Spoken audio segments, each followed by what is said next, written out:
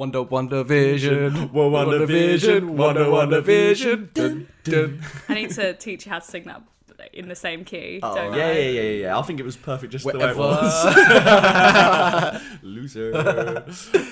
Why are there no children in Westview, Wanda? Well, of course, we got the answer this week, because now there's an insane amount of children everywhere. Do you think like they just like sprouted out of the ground like mushrooms, or did like she make like did she make every family go through what her and Vision went through with the super quick like pregnancies and children growing up? Oh, the implications of that are horrifying. Isn't it? Like, where Or did these children come did from? she just take kids from somewhere and just pop them in? Are I they imagine even with she's their abducted. Just parents? sprinkle them in like hundreds Yeah. and thousands. Off you Yeah, go. I imagine she's abducted kids. Yes. But I Oh. hadn't considered the idea.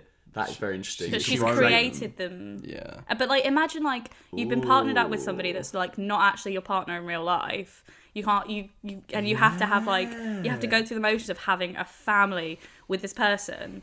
And you get all the emotional output of like raising a kid, and if it turns out to all get wiped away at the end, that would be so damaging, wouldn't it, to your psyche? Awful. Oh my god! Oh, also, there's a funnier flip side of the simulation's over at the end of WandaVision season finale, and this guy's just stuck with kids he doesn't want. He's like, oh god damn it!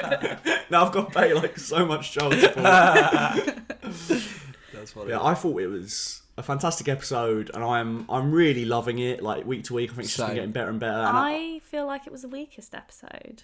of the whole season. Weakest. Yeah. Are you serious? Damn. You for real? Yeah, sorry. Whoa. Is it because there was only one herb scene? And you It, chose it must have two? been. I need me some herb to get through the day. Also, I had a question about the sitcom stuff because I'm confused now. When it came on, I was like, Malcolm in the Middle. This is Malcolm in the Middle. Yeah, same. Right. Had all the archetypes. Like Pietro was acting like the big brother Reese in Malcolm in the Middle, which was just making me laugh, just regurgitating all those memories of Malcolm in the Middle. But Malcolm in the Middle came out in 2000, ran to 2006.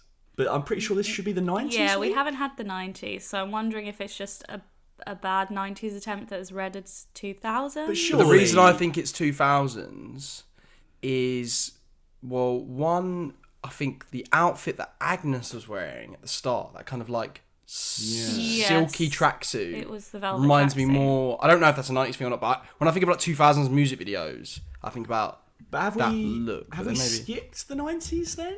Because surely this should be yeah. the 90s, right? Think about how many episodes we've got left. Yeah. Next week 2000s, week after that 2010s, and then the finale. Yeah. So it makes sense that this is the 90s. I Yeah. don't know why they'd skip a generation. true. But then Malcolm in the Middle is 2000s. So I'm confused there. Unless it's supposed to be riffing on another show from the 90s, but Unless I it's don't know about both. you, but I was getting pure Malcolm in the Middle vibes. Is Malcolm in the Middle a riff on an earlier show?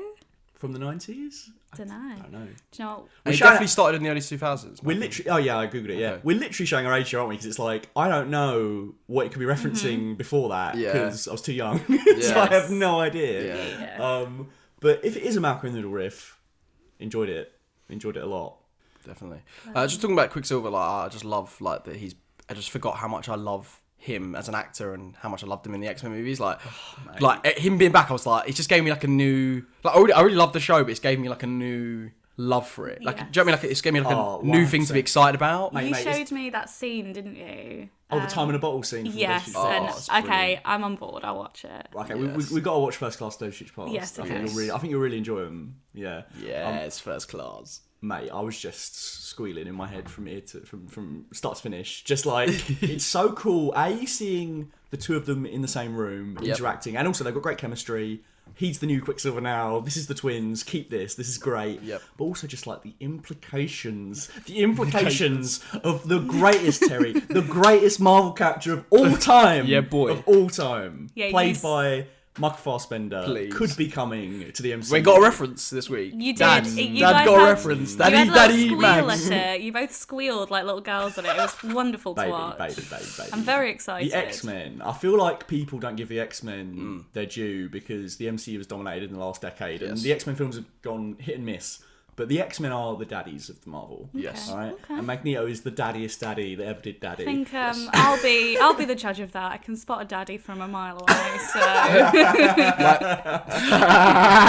So that just hit me. That's fine. Yeah, I mean, what do you think, Matt? Magneto, the best Marvel villain? He's definitely between him and like Doom and stuff. It's between him and Doom. Yeah. I would say yes because Same.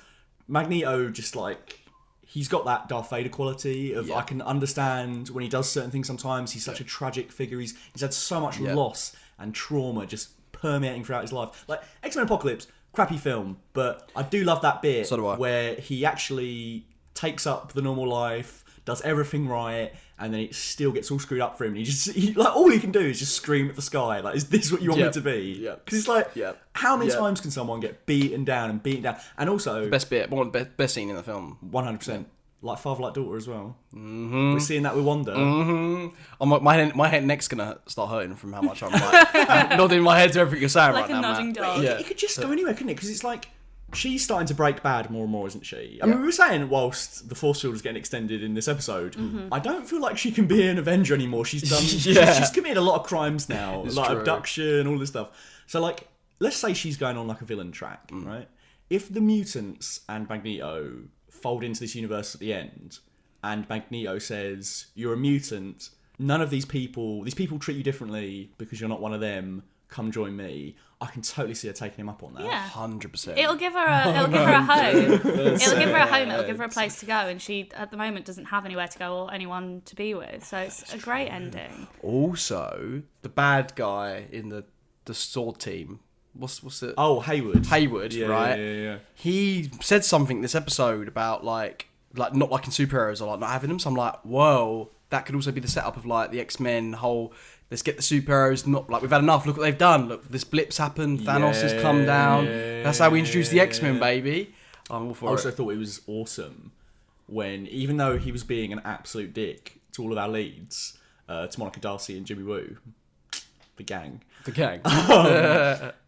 I loved that he was like, "You have no idea how hard the last 5 years were." Yeah, I like that. Like that they were awful. Yeah. Like, and you cannot you cannot imagine. And like you suddenly start thinking keeping the lights on. He said, "I thought that was interesting because you got to think about if you've got half the people, to just keep the world running from what it's used to." And obviously, it's like it's such a tremendous loss, and we know because we're the audience, the Avengers are gonna fix it, whether it's 10 years or whatever. But for them, like that's just it, isn't it? Yeah.